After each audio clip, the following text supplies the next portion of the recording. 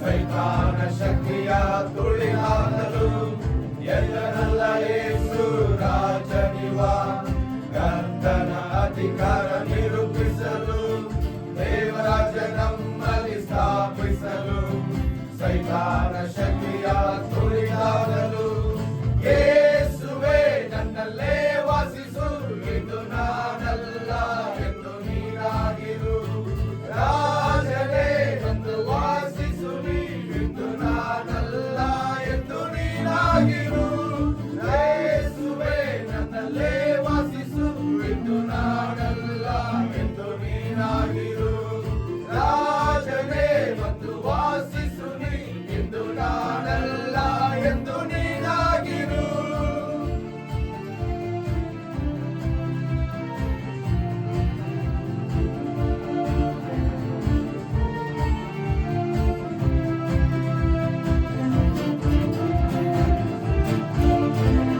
ರೋಗವನ್ನು ನೀಗಿಸಿ ಭೂತಗಳ ಓಡಿಸಿ ಬಂಧನವೆಲ್ಲ ವಿಮೋಚಿಸಲು ಕುರುಡರು ಕುಂಟರು ಕಿವುಡರು ಎಲ್ಲ ಸ್ವಂತವಾಗಿ ಪಡೆಯಲು ದೇವರಾಜ್ಯವ ರೋಗವನ್ನು ನೀಗಿಸಿ ಭೂತಗಳ ಓಡಿಸಿ ಬಂಧನವೆಲ್ಲ ವಿಮೋಚಿಸಲು ಕುರುಡರು ಕುಂಟರು ಕಿವುಡರು ಎಲ್ಲ ಸ್ವಂತವಾಗಿ ಪಡೆಯಲು ದೇವರಾಜ್ಯವ ಯೇಸುವೇ ನನ್ನಲ್ಲೇ ವಾಸಿಸು ಎಂದು ನಾನಲ್ಲ ಎಂದು ನೀನಾಗಿರು ರಾಜನೇ ಬಂದು ವಾಸಿಸು ಎಂದು ನಾನಲ್ಲ ಎಂದು ನೀನಾಗಿರು ಯೇಸುವೇ ನನ್ನಲ್ಲೇ ವಾಸಿಸು ಎಂದು ನಾನಲ್ಲ ಎಂದು ನೀನಾಗಿರು ರಾಜನೇ ಬಂದು ವಾಸಿಸು ಎಂದು ನಾನಲ್ಲ ಎಂದು ನೀನಾಗಿರು.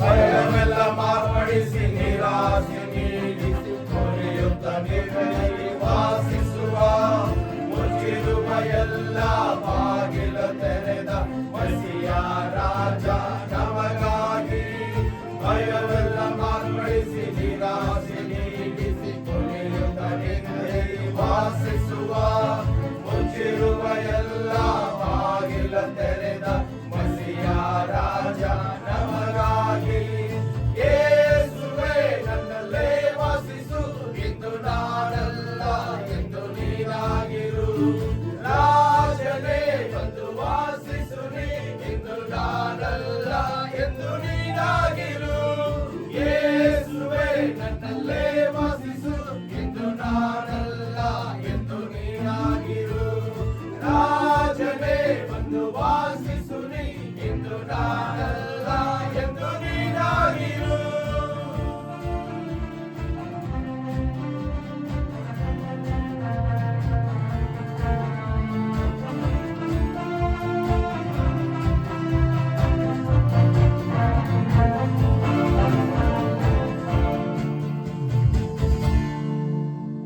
ದೇವರ ನಾಮಕ್ಕೆ ಸ್ತೋತ್ರವಾಗಲಿ. ನನ್ನ ಹೆಸರು ಪಾಸ್ಟರ್ ನಾರಾಯಣ್ ಎಂಬುದಾಗಿ. ಎಲ್ಲರಿಗೂ ಕೂಡ ಪುನರುತ್ಥಾನದ ದಿನದ ಶುಭಾಶಯಗಳು. ಪುನರುತ್ಥಾನದ ದಿವಸದ ವಿಶೇಷತೆಗಳನ್ನು ನಾವು ತಿಳಿದುಕೊಳ್ಳುವಂಥವರಾಗಿದ್ದೇವೆ. ವಾಕ್ಯದ ಮೂಲಕವಾಗಿ ನಾವು ತಿಳಿದುಕೊಳ್ಳೋದಕ್ಕಿಂತ ಮುಂಚೆ ಪ್ರಾರ್ಥನೆ ಮಾಡಿಕೊಳ್ಳೋಣ. ಮಹಾ ಉನ್ನತದಲ್ಲಿ ವಾಸ ಮಾಡುವ ತಂದೆಯಾದ ದೇವರೇ, ಪರಲೋಕದಿಂದ ಭೂಲೋಕಕ್ಕೆ ಬಂದು ಎಲ್ಲ ಮಾನವರಿಗಾಗಿ ನೀವು ಮಾಡಿದಂಥ ಶ್ರೇಷ್ಠವಾದಂಥ ಬಿಡುಗಡೆ ಕಾರ್ಯಗಳನ್ನು ನಾವು ಕೊಂಡಾಡ್ತೇವೆ, ಸ್ತುತಿ ಮಾಡ್ತೇವೆ, ನಿಮಗೆ ಮಹಿಮೆ ಸಲ್ಲಿಸ್ತೇವೆ. ಈ ಸಮಯದಲ್ಲಿ ತಂದೆಯಾದ ದೇವರೇ, ಅಪ್ಪ ಕರ್ತನಿನ ವಾಕ್ಯದಿಂದ ಪುನರುತ್ಥಾನದ ರಹಸ್ಯಗಳನ್ನು ನಾವು ತಿಳಿದುಕೊಳ್ಳುವಾಗ ನಮ್ಮೆಲ್ಲರನ್ನು ಕೂಡ ನಿಮ್ಮ ಆತ್ಮದಿಂದ ತುಂಬಿಸಿರಿ. ಬಲಪಡಿಸಿರಿ, ಕೃಪೆಯಿಂದ ನಡೆಸಿರಿ. ನೀವು ತಮ್ಮ ಒಬ್ಬನೇ ಮಗನಾದಂಥ ಕರ್ತನಾದಂಥ ಯೇಸು ಸ್ವಾಮಿಯನ್ನು ನಮಗೋಸ್ಕರವಾಗಿ ಭೂಲೋಕದಲ್ಲಿ ಕಳಿಸಿಕೊಟ್ಟು ಮರಣವನ್ನು ಜಯಿಸಿ ಮೃತ್ಯುಂಜಯನಾಗಿ ಎದ್ದು ಬಂದು ನಮ್ಮೆಲ್ಲರ ರಕ್ಷಣೆಗಾಗಿ ಮಾಡಿದಂಥ ಮಹೋಪಕಾರಕ್ಕಾಗಿ ನಿಮಗೆ ವಂದನೆಗಳನ್ನು ಸಲ್ಲಿಸ್ತೇವೆ. ಈ ಸಮಯವನ್ನು ನಿನ್ನ ಕರಗಳಲ್ಲಿ ಒಪ್ಪಿಸಿಕೊಡ್ತೇವೆ. ಯೇಸು ಕ್ರಿಸ್ತನ ನಾಮದಲ್ಲಿ ಬೇಡಿ ಹೊಂದಿದ್ದೇವೆ ತಂದೆಯೇ, ಆಮೇಲೆ. ದೇವರ ನಾಮಕ್ಕೆ ಮಹಿಮೆ ಉಂಟಾಗಲಿ. ನಿಮ್ಮೆಲ್ಲರಿಗೂ ಕೂಡ ಇನ್ನೊಂದು ಆವರ್ತಿ ಪುನರುತ್ಥಾನದ ದಿವಸದ ವಿಶೇಷವಾದಂಥ ಶುಭಾಶಯಗಳನ್ನು ನಾನು ನಿಮಗೆ ಸಲ್ಲಿಸುವಾತನಾಗಿದ್ದೇನೆ. ಈ ಪುನರುತ್ಥಾನ ಅನ್ನುವಂಥದ್ದು ನಮ್ಮ ಜೀವಿತದಲ್ಲಿ ಬಹಳ ಉತ್ತಮವಾದಂಥ ಆಶೀರ್ವಾದವನ್ನು ತಂದಿರುವಂಥ ದಿನ. ನಮ್ಮ ಜೀವಿತದಲ್ಲಿ ಶ್ರೇಷ್ಠವಾದಂಥ ಅದ್ಭುತ ಮತ್ತು ಆಶೀರ್ವಾದಕ್ಕೆ ಕಾರಣವಾಗಿರುವಂಥ ದಿನ ಎಂಬುದಾಗಿ ನಾವು ನೋಡುವಂಥವರಾಗಿದೆ. ದೇವರ ವಾಕ್ಯದಲ್ಲಿ ನಾವು ನೋಡುವಾಗ ಲೂಕನ ಬರೆದ ಸುವಾರ್ತೆಯಲ್ಲಿ 24ನೇ ಅಧ್ಯಾಯದಲ್ಲಿ 5ನೇ ವಚನದಲ್ಲಿ ನಾವು ಓದುವಾಗ, ಆ ಸ್ತ್ರೀಯರು ಭಯ ಹಿಡಿದವರಾಗಿ ತಮ್ಮ ಮುಖಗಳನ್ನು ನೆಲದ ಕಡೆಗೆ ಬಗ್ಗಿಸಿಕೊಂಡಿರುವಾಗ ಆ ಪುರುಷರು ಅವರಿಗೆ, ಸತ್ತವರೊಳಗೆ ಬದುಕಿರುವವರನ್ನು ಹುಡುಕುವುದೇನು? ಆತನು ಇಲ್ಲಿಲ್ಲ, ಎದ್ದಿದ್ದಾನೆ ಎಂಬುದಾಗಿ ಹೇಳುವುದನ್ನು ನಾವು ನೋಡ್ತೇವೆ. ಆತನು ಎದ್ದಿದ್ದಾನೆ, ಪುನರುತ್ಥಾನವನ್ನು, ಮರಣವನ್ನು ಜಯಿಸಿ ಎದ್ದಿದ್ದಾನೆ. ಕರ್ತನಾದಂಥ ಯೇಸು ಸ್ವಾಮಿ ಈ ಲೋಕದಲ್ಲಿ ಬರುವುದಕ್ಕಿಂತ ಮುಂಚೆ ಅವರ ಪುನರುತ್ಥಾನದ ಕುರಿತಾಗಿ, ಶಿಲುಬೆ ಮರಣದ ಕುರಿತಾಗಿ ಅನೇಕ ರೀತಿ ಸತ್ಯವೇದದಲ್ಲಿ ಪುನರಾವರ್ತಿ ಹೇಳಿರುವುದನ್ನು ನಾವು ನೋಡ್ತೇವೆ. ದೇವರ ಈ ಒಂದು ಬರೋಣಕ್ಕಾಗಿ, ಆತನ ಪುನರುತ್ಥಾನಕ್ಕಾಗಿ ಮಾನವರ ಎಲ್ಲ ಪಾಪದ ಬಿಡುಗಡೆಯನ್ನು ಹೊಂದಿಕೊಳ್ಳುವುದಕ್ಕಾಗಿ ಎಷ್ಟೋ ವರ್ಷಗಳಿಂದ ಅನೇಕ ಜನರು ಈ ಒಂದು ಸೌಭಾಗ್ಯಕ್ಕಾಗಿ ಕಾದುಕೊಂಡಿರುವುದನ್ನು ನಾವು ನೋಡ್ತೇವೆ. ಅದರಲ್ಲಿ ಈ ಒಂದು ದೇವರ ವಾಕ್ಯದ ಆರಂಭ ನಾವು ನೋಡುವಾಗ ಆದಿಕಾಂಡ 3ನೇ ಅಧ್ಯಾಯ ಅದರ 15ನೇ ವಚನದಲ್ಲಿ ನಾವು ನೋಡುವಾಗ ಅಲ್ಲಿ ದೇವರ ವಾಕ್ಯದ ಆರಂಭ ನಾವು ನೋಡ್ತೇವೆ. ಒಬ್ಬ ಸ್ತ್ರೀಯ ಸಂತಾನ ಎಂಬುದಾಗಿ ಬರೆಯಲ್ಪಟ್ಟಿದೆ. ನಿನಗೂ ಈ ಸ್ತ್ರೀ ಸಂತಾನಕ್ಕೂ ಹಗೆತನ ಇರುವ ಹಾಗೆ ಮಾಡುವೆನು. ಈಕೆಯು ನಿನ್ನ ಸಂತಾನದ ತಲೆಯನ್ನು ಜಜ್ಜುವುದು, ನೀನು ಅದರ ಹಿಮ್ಮಡಿಯನ್ನು ಕಚ್ಚುವಿ ಅನ್ನುವಂಥ ಮಾತನ್ನು ಆದಿಕಾಂಡ 3ನೇ ಅಧ್ಯಾಯ 15ನೇ ವಚನದಲ್ಲಿ. ಈ ಸ್ತ್ರೀ ಸಂತಾನ ಯಾರು? ಸ್ತ್ರೀ ಸಂತಾನ ಎಂಬುದಾಗಿ ಬರೆಯಲ್ಪಟ್ಟಿದೆ. ನಾವೆಲ್ಲರೂ ಪುರುಷ ಸಂತಾನಕ್ಕೆ ಸಂಬಂಧಪಟ್ಟವರು.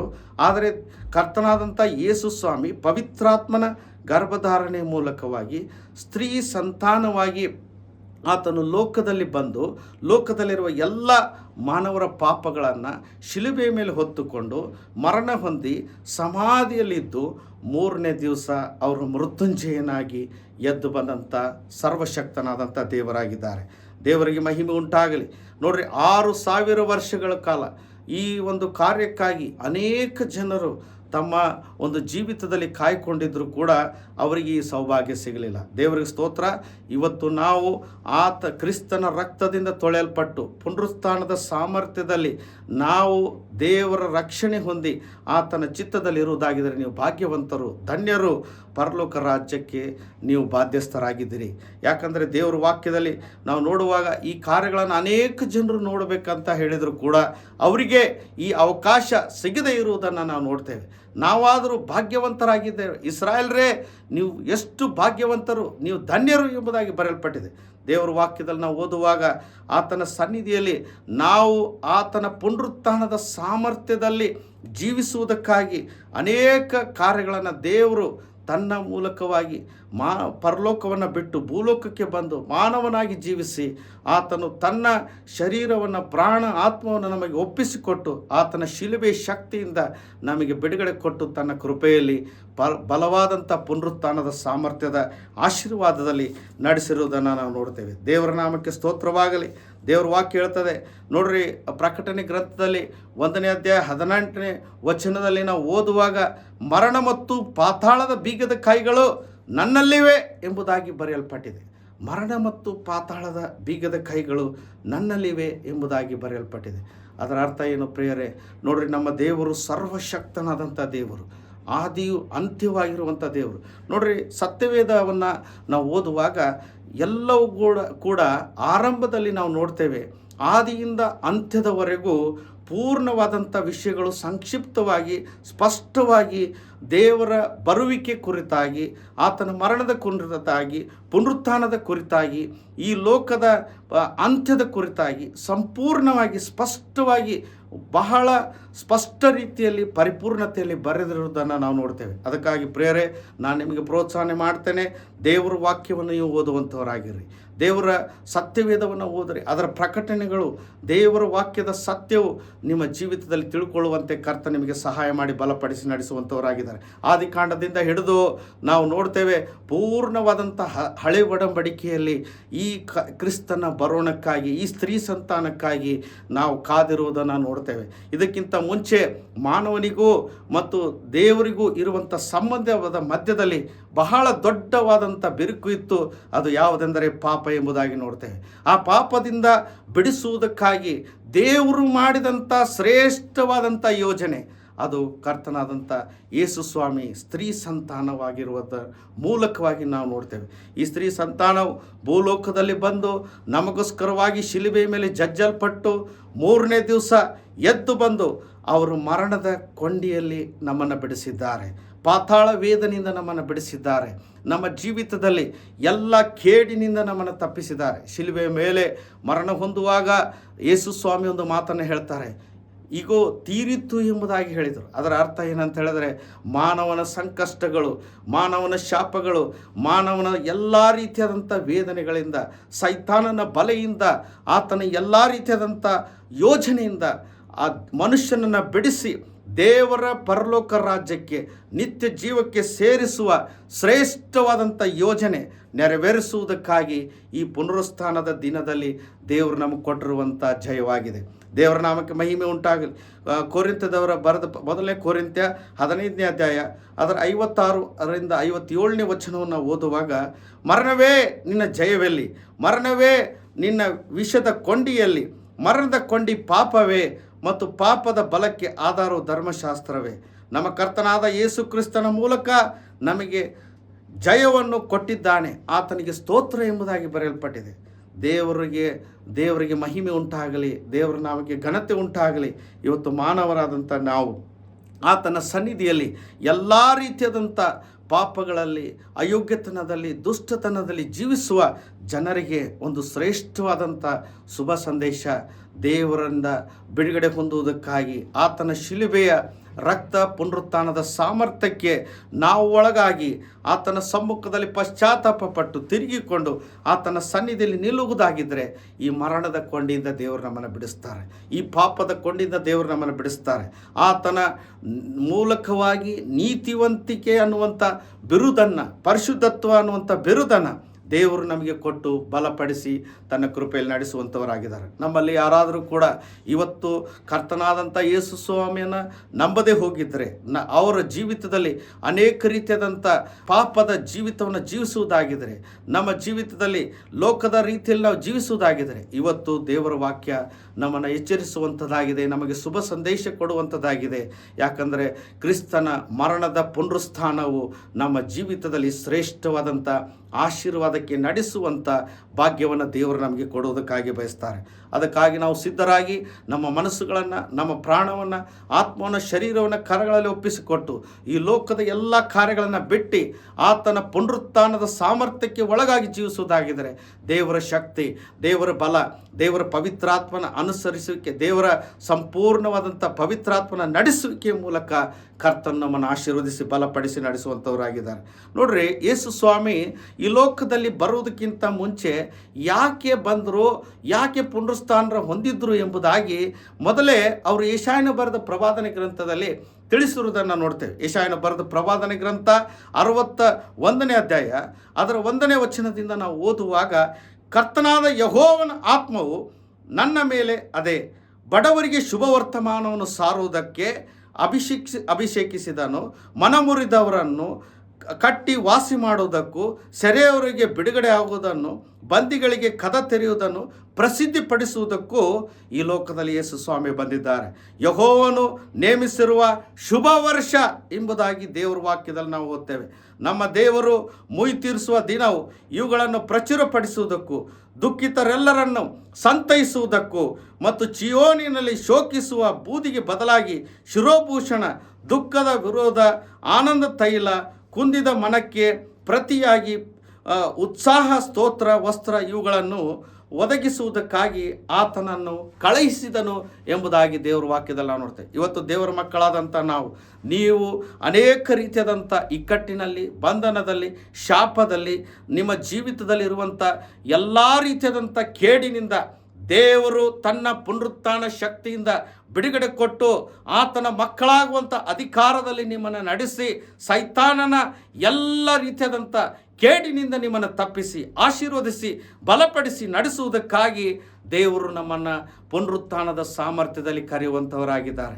ಇವತ್ತು ನಾವು ಪುನರುತ್ಥಾನದ ಸಾಮರ್ಥ್ಯ ನಮ್ಮ ಜೀವಿತದಲ್ಲಿ ಎಲ್ಲ ರೀತಿಯಾದಂಥ ಕೇಡಿನಿಂದ ತಪ್ಪಿಸಿ ಕಾರಣ ದೇವರ ಕೃಪೆಯಲ್ಲಿ ನಡೆಸಿ ಈ ಶುಭ ವರ್ತಮಾನವನ್ನು ದೇವರು ನಮಗೆ ಕೊಟ್ಟಿದ್ದಾರೆ. ಎಲ್ಲ ರೀತಿಯಾದಂಥ ಮರಣದ ಕೊಂಡಿಯನ್ನು ಮುರಿದು, ಶಾಪದ ಕೊಂಡಿಯನ್ನು ಮುರಿದು, ದೇವರ ಕೃಪೆಯ ನಿತ್ಯ ಜೀವದ ಬಾಧ್ಯಸ್ಥರಾಗಿ ಜೀವಿಸುವುದಕ್ಕಾಗಿ ಕರ್ತನು ನಮಗೆ ಕೃಪೆ ಕೊಟ್ಟು ನಡೆಸುವುದಕ್ಕಾಗಿ ಬಯಸ್ತಾರೆ. ದೇವರ ನಾಮಕ್ಕೆ ಸ್ತೋತ್ರವಾಗಲಿ. ನೋಡ್ರಿ, ಯೇಸು ಸ್ವಾಮಿ ಈ ಲೋಕದಲ್ಲಿ ಇರುವಾಗ ಅವರು ತಮ್ಮ ಜೀವಿತದಲ್ಲಿ ಮಾರ್ತ ಮತ್ತು ಮರಿಯಳೊಟ್ಟಿಗೆ ಮಾತನಾಡಿರುವಂಥ ಕೆಲವು ಮಾತುಗಳನ್ನು ನೋಡ್ತೇವೆ. ಯೋಹಾನ ಬರೆದ ಸುವಾರ್ತೆ 11ನೇ ಅಧ್ಯಾಯ ಅದರ 25ನೇ ವಚನದಲ್ಲಿ ನಾವು ಓದ್ತಾ ಇರಬೇಕಾದ್ರೆ, ನಾನೇ ಪುನರುತ್ಥಾನವು ಜೀವವಾಗಿದ್ದೇನೆ, ನನ್ನ ನಂಬುವವನು ಸತ್ತರೂ ಬದುಕುವನು, ನನ್ನನ್ನು ನಂಬುವವನು ಪ್ರತಿಯೊಬ್ಬನು ಎಂದಿಗೂ ಸಾಯುವುದಿಲ್ಲ, ಇದನ್ನು ನಂಬುತ್ತೀಯಾ ಎಂಬುದಾಗಿ ಕೇಳಿರುವ ಮಾತುಗಳನ್ನು ನೋಡ್ತೇವೆ. ಯೇಸು ಸ್ವಾಮಿ ಈ ಮಾತುಗಳನ್ನು ಹೇಳುವುದಕ್ಕಿಂತ ಮುಂಚೆ ಅಲ್ಲಿ ಒಂದು ದೊಡ್ಡ ಅದ್ಭುತವನ್ನು ಮಾಡುವುದಕ್ಕಾಗಿ ಹೋಗ್ತಾ ಇದ್ದಾರೆ. ಜೀವ ಮರಣಗಳು ಆತನ ಕೈಲಿದ್ದಾವೆ. ಸರ್ವವನ್ನು ಉಂಟು ಮಾಡಿದಂಥ ಸರ್ವಶಕ್ತನಾದ ದೇವರು ಎಂಬುದಾಗಿ ನಾವು ಆತನನ್ನು ಆರಾಧಿಸ್ತೇವೆ. ಎಲ್ಲ ಅಧಿಕಾರವುಳ್ಳವನು, ಎಲ್ ಶಡಾಯ್ ಆಗಿರುವ ದೇವರು, ಸರ್ವಶ್ರೇಷ್ಠನಾಗಿರುವ ದೇವರು, ಸರ್ವಜ್ಞಾನಿಯಾಗಿರುವ ದೇವರು. ಆತನು ಆಕಾಶವನ್ನು, ಭೂಮಿಯನ್ನು, ಭೂಲೋಕದಲ್ಲಿರುವಂಥ ಸರ್ವವನ್ನು ಉಂಟು ಮಾಡಿದಂಥ ಸರ್ವಶ್ರೇಷ್ಠನಾದ ದೇವರಾಗಿದ್ದಾರೆ. ಹಲ್ಲೆಲೂಯಾ. ನಾವು ನೋಡ್ತೇವೆ, ದೇವರ ನಾಮಕ್ಕೆ ಮಹಿಮೆ ಉಂಟಾಗಲಿ. ಈ ನಾನೇ ಪುನರುತ್ಥಾನವು ಜೀವವು ಎಂಬುದಾಗಿ ಅವರು ಜೀವಂತವಾಗಿರುವಾಗ ಇಲ್ಲಿ ನಾವು ನೋಡ್ತೇವೆ, ಲಾಜರನು ಸತ್ತು ಸಮಾಧಿ ಒಳಗಡೆ ಆತನು 4 ದಿವಸ ಇದ್ದಿದ್ದನ್ನು ನಾವು ನೋಡ್ತೇವೆ. ಅಲ್ಲಿ ಯೇಸು ಸ್ವಾಮಿ ಬಂದಿರುವಾಗ ಈ ಮಾತನ್ನು ತಿರುಗಿ ಹೇಳ್ತಾ ಇದ್ದಾರೆ. ಏನಂತ ಹೇಳಿದ್ರೆ, ನಾನೇ ಪುನರುತ್ಥಾನವು ಜೀವವಾಗಿದ್ದೇನೆ, ನನ್ನನ್ನು ನಂಬುವವರು ಸತ್ತರು ಬದುಕೋರು ಎಂಬುದಾಗಿ ನಾವು ನೋಡ್ತೇವೆ. ದೇವರಿಗೆ ಸ್ತೋತ್ರ. ಆಗ ಮರಿಯಳು ಮತ್ತು ಮಾರ್ಥಳಿಗೆ ಈ ಮಾತನ್ನು ಹೇಳುವಾಗ ಅವ್ರು ಅಂದ್ಕೊಂಡ್ರು ಏನಂತ ಹೇಳಿದ್ರೆ, ಕ್ರಿಸ್ತನ 2ನೇ ಬರೋಣ ಆಗುವಾಗ ಎಲ್ಲ ರೀತಿಯಾದಂಥ ಸಮಾಧಿಗಳಿಂದ ಅನೇಕ ಜನರನ್ನು ದೇವರು ಎಬ್ಬಿಸ್ತಾರೆ, ಅವರು ದೇವರೊಟ್ಟಿಗೆ ಆರೋಹಣವಾಗ್ತಾರೆ ಅನ್ನುವಂಥ ವಿಷಯದಲ್ಲಿ ಅವರು ನೆನಪು ಮಾಡಿಕೊಳ್ತಾರೆ. ದೇವ್ರಿಗೆ ಸ್ತೋತ್ರ. ಇಂಥ ಸಮಯದ ಮಧ್ಯದಲ್ಲಿ ನೋಡ್ರಿ, ದೇವರು ಕರ್ತನಾದಂಥ ಯೇಸು ಸ್ವಾಮಿಯನ್ನು ನಂಬಿದವರು ಅವರು ನಿಜವಾಗಲೂ ಕೂಡ ನಂಬಿದ ಜೀವಿತದಿಂದ ಸತ್ತರೂ ಕೂಡ ಅವರು ಬದುಕುವರಾಗಿದ್ದಾರೆ. ಅದರ ಅರ್ಥ ಏನಂತ ಹೇಳಿದ್ರೆ, ನೋಡಿ, ಸತ್ತ ಲಾಜರನ ಸಮಾಧಿಯಿಂದ ದೇವರು ಎಬ್ಬಿಸಿ ಕರೆದಿರುವುದನ್ನು ನೋಡ್ತೇವೆ. ಒಂದು ಚಿಕ್ಕ ವಿಷಯಗಳನ್ನು ಹೇಳಿ ನಾನು ಮುಗಿಸೋದಕ್ಕಾಗಿ ಬಯಸ್ತೇನೆ. ನೋಡ್ರಿ, ದೇವ್ರ ವಾಕ್ಯ ಏಷಾಯನ ಬರೆದ ಪ್ರವಾದನೆ ಗ್ರಂಥ 60ನೇ ಅಧ್ಯಾಯ 1ನೇ ವಚನದಲ್ಲಿ ನಾವು ಓದುವಾಗ, ಏಳು ಪ್ರಕಾಶಿಸು, ನಿನಗೆ ಬೆಳಕು ಬಂತು, ಯೆಹೋವನ ತೇಜಸ್ಸು ನಿನ್ನ ಮೇಲೆ ಉದಯಿಸಿದೆ ಎಂಬುದಾಗಿ ನೋಡ್ತೇವೆ. ಯೆಹೋವನ ತೇಜಸ್ಸು ನಮ್ಮ ಮೇಲಿದೆ. ಆ ಪುನರುತ್ಥಾನದ ಸಾಮರ್ಥ್ಯ ನಮ್ಮ ಮೇಲಿದೆ. ಆತನ ಕೃಪೆಯು ನಮ್ಮ ಮೇಲಿದೆ. ಆತನ ಚಿತ್ತವು ನಮ್ಮ ಮೇಲಿದೆ. ನಾವು ಅದನ್ನು ಸ್ವೀಕರಿಸಿ ನಡೆಸುವಾಗ ಕರ್ತನು ನಮ್ಮನ್ನು ಅಭಿಷೇಕ. ಇವತ್ತು ನೀವು ನಂಬಿಕೆಯಲ್ಲಿರುವವರಾಗಿದ್ದೀರಾ, ದೇವರನ್ನ ಸ್ವೀಕಾರ ಮಾಡಿದ್ದೀರಾ, ಆತನ ರಕ್ಷಣೆಯಲ್ಲಿದ್ದೀರಾ, ನಿಮಗೆ ದೇವರು ಆಶೀರ್ವದಿಸಿ ಆತನ ಪುನರುತ್ಥಾನದ ಸಾಮರ್ಥ್ಯ ಎಂಥದ್ದೆಂಬುದಾಗಿ ತಿಳಿದುಕೊಳ್ಳುವಂತೆ ದೈವಿಕವಾದಂಥ ಕೃಪೆಯನ್ನು ಕೊಟ್ಟು ನಡೆಸಲಿ ಎಂಬುದಾಗಿ ನಾವು ಪ್ರಾರ್ಥನೆ ಮಾಡೋದು. ಒಂದು ಚಿಕ್ಕ ಸಾಕ್ಷಿಯನ್ನು ಹೇಳಿ ನಾನು ಮುಗಿಸೋದಕ್ಕಾಗಿ ಬಯಸ್ತೇನೆ. ದೇವರ ನಾಮಕ್ಕೆ ಸ್ತೋತ್ರವಾಗಲಿ. ನಮ್ಮ ಸಭೆಯಲ್ಲಿ ಒಬ್ಬ ವ್ಯಕ್ತಿ, ನಾನು ಒಂದು ಹಳ್ಳಿಗೆ ಸೇವೆಗೆ ಹೋಗ್ತಾ ಇರಬೇಕಾದ್ರೆ ಅಲ್ಲಿ ಆ ವ್ಯಕ್ತಿ ಆತನು ಏನಾದ ಅಂತ ಹೇಳಿದ್ರೆ ಸಡನ್ನಾಗಿ ಅವರೊಬ್ಬ ರಿಲೇಷನ್ನು ಮಧ್ಯದಲ್ಲಿ ನಡ್ಕೊಂಡು ಹೋಗಬೇಕಾದ್ರೆ ಆತನಿಗೆ ಹಾರ್ಟ್ ಅಟ್ಯಾಕ್ ಆಗಿ ಬಿದ್ದು ಆತನು ಯಾವ ರೀತಿಯಾದಂಥ ಸೆನ್ಸ್ ಇಲ್ಲದಂತೆ ಬಿದ್ದಿರುವಂಥ ಪರಿಸ್ಥಿತಿ ಇತ್ತು. ಅದರಲ್ಲಿ ಅವರು ಏನು ಮಾಡಿದ್ರು ಅಂತ ಹೇಳಿದ್ರೆ ಅವನ ಮನೆಗೆ ಕರ್ಕೊಂಡ್ಬಂದು ಗಾಳಿ ಹೊಡೆದು ಅನೇಕ ರೀತಿಯಲ್ಲಿ ಆತನನ್ನು ಉಪಚಾರ ಮಾಡುವಾಗ ಯಾವ ಶ್ವಾಸವೂ ಕೂಡ ಆತನ ಹತ್ರ ಆಡ್ತಾ ಇರಲಿಲ್ಲ. ಆ ಸಹೋದರಿಯರು ಎಲ್ಲರೂ ಸೇರಿಕೊಂಡು ಆತನಿಗೋಸ್ಕರವಾಗಿ ಪ್ರಾರ್ಥನೆ ಮಾಡ್ತಾಯಿದ್ರು. ಅವರು ನನಗೆ ಫೋನ್ ಮಾಡಿದರು, ಹೇಳಿದರು, ಪಾಸ್ಟ್ರೇ ಇಂಥ ಒಂದು ಘಟನೆ ನಡೆದಿ, ದಯವಿಟ್ಟು ನೀವು ಬಂದು ಪ್ರಾರ್ಥನೆ ಮಾಡಿರಿ ಎಂಬುದಾಗಿ. ಆತನನ್ನು ಹಾಸ್ಪಿಟ್ಲಿಗೆ ಕರ್ಕೊಂಡು ಹೋಗೋಕ್ಕಿಂತ ಮುಂಚೆ ನಾನು ಅವರಿಗೆ ಒಂದು ಸವಾಲು ಹಾಕಿ ನಾನು ಹೇಳಿದೆ, ಏನಂತ ಹೇಳಿದ್ರೆ, ನೀವು ಮೊದಲು ಆತನಿಗೋಸ್ಕರವಾಗಿ ಪ್ರಾರ್ಥನೆ ಮಾಡಿ, ನಾನು ಬರುವುದಕ್ಕಾಗಿ ಬಹಳ ತಡವಾಗ್ತದೆ ಎಂಬುದಾಗಿ ಹೇಳಿದೆ. ಆದರೆ ಅವರು ನಂಬಿಕೆಯಿಂದ ಆ ಸಮಯದಲ್ಲಿ ಪ್ರಾರ್ಥನೆ ಮಾಡುವಾಗ ನಾನು ನಿಮಗೆ ಹೇಳ್ತೇನೆ, ಕ್ಷಣ ಮಾತ್ರದಲ್ಲಿ ಆ ವ್ಯಕ್ತಿಯ ಪಲ್ಸು ಮತ್ತೆ ತಿರುಗಿ ಬರೋದನ್ನು ನಾವು ನೋಡ್ತೇವೆ. ಆತನು ಎಚ್ಚರವಾಗಿ ಕೂತ ಆ ಒಂದು ಸಂಪೂರ್ಣವಾದಂಥ ಪ್ರಾರ್ಥನೆ ಮೂಲಕವಾಗಿ ದೇವರು ಕೊಟ್ಟು ಕೃಪೆಯಲ್ಲಿ ನಡೆಸಿದರು. ಇವತ್ತು ಜೀವ ಮರಣಗಳು ದೇವರು ನಮ್ಮ ಕೈಯಲ್ಲಿ ಕೊಟ್ಟಿದ್ದಾರೆ. ಯಾಕಂದರೆ ದೇವ್ರ ವಾಕ್ಯ ಹೇಳ್ತದೆ, ಯೇಸು ಸ್ವಾಮಿ ಕೊನೆಯದಾಗಿ ಹೇಳಿರುವಂಥ ಮಾತೇನಂತ ಹೇಳಿದ್ರೆ, ಪರಲೋಕದಲ್ಲಿರುವ ಭೂಲೋಕದಲ್ಲಿರುವ ಎಲ್ಲ ಅಧಿಕಾರವು ನಾನು ನಿಮಗೆ ಕೊಟ್ಟಿದ್ದೇನೆ ಎಂಬುದಾಗಿ ಹೇಳ್ತಾರೆ. ಹಲ್ಲೆಲೂಯಾ. ಅಧಿಕಾರದಲ್ಲಿ ನಮಗೆ ದೇವರು ಮಕ್ಕಳಾಗುವಂಥ ಅಧಿಕಾರವನ್ನು ಕೊಟ್ಟಿದ್ದಾರೆ. ಎಲ್ಲ ಕಾರ್ಯಗಳ ಮಧ್ಯದಲ್ಲಿ ನಾವು ಮಾಡುವಂಥ ಪ್ರಾರ್ಥನೆಗೆ ಬಲವಾದ ಜಯವನ್ನು ಕೊಟ್ಟು ನಡೆಸುವಂಥ ದೇವರಾಗಿದ್ದಾರೆ.